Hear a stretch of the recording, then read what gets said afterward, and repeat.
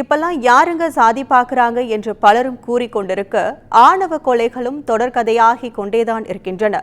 மதுரை அருகே நிகழ்ந்துள்ள ஆணவ கொலை குறித்தும் காவல்துறை அதனை மறைப்பது குறித்தும் விவரிக்கிறது இந்த செய்தி தொகுப்பு.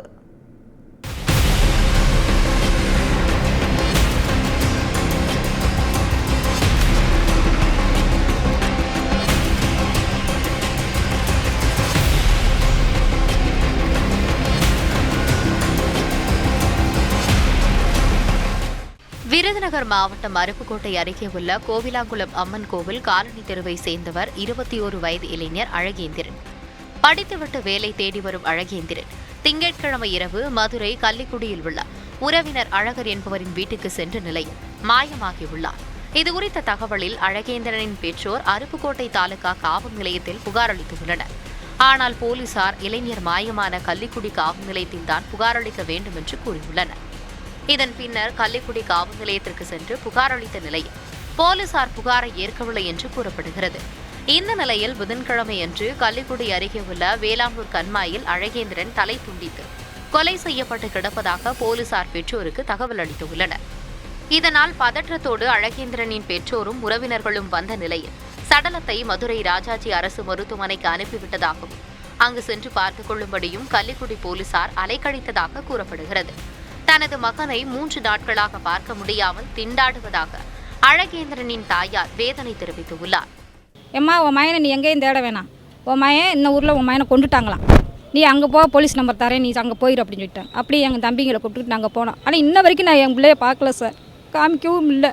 அங்கே போன்னு நாங்கள் அலையிறோம், எங்கள் பிள்ளைய காமிக்கவே இல்லை. எனக்கு நீங்கள் தான் நியாயம் கேட்டு கொடுக்கணும் சார்.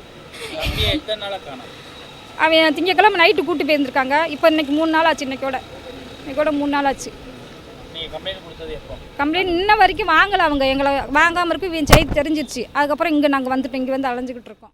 அழகேந்திரன் படுகொலை சம்பவத்தில் சாதி மறுப்பு காதலினால் ஆணவ கொலை செய்யப்பட்டிருப்பதாக அதிர்ச்சி தகவல் வெளியாகியுள்ளது. பட்டியல் இனத்தை சேர்ந்த அழகேந்திரன் மாற்று சமூகத்தை சேர்ந்த பெண்ணை காதலித்து வந்துள்ளார். அழகேந்திரனின் குடும்பத்தாருக்கு இது தெரியாத நிலையில் பெண்ணின் குடும்பத்தினருக்கு தெரிய வர அவர்கள் கண்டித்ததாக சொல்லப்படுகிறது.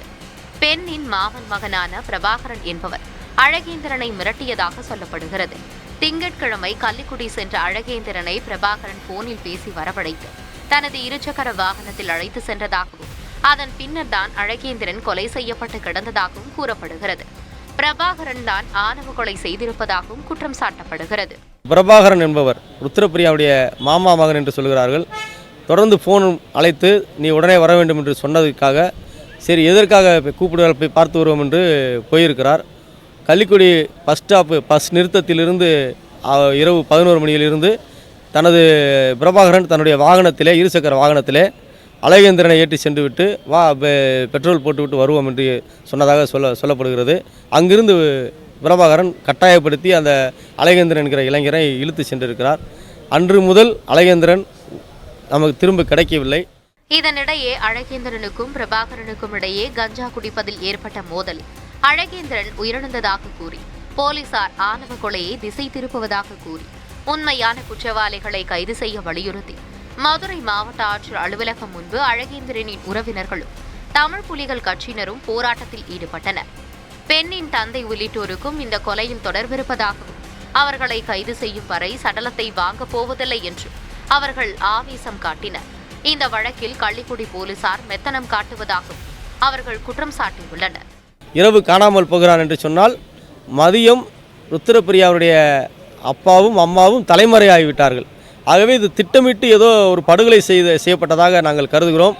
மதுரை மாவட்ட காவல்துறை கண்காணிப்பாளர் அவர்கள் உடனடியாக இதிலே உண்மை விசாரணை செய்து சம்பந்தப்பட்ட குற்றவாளிகள் அனைவரையும் பிரபாகரன், ருத்ரபிரியாவுடைய தந்தை சீனிவாசன் உள்ளிட்ட அவரது கூட்டாளிகள் அனைவரையும் விசாரணை செய்து உடனடியாக கைது செய்ய வேண்டும்.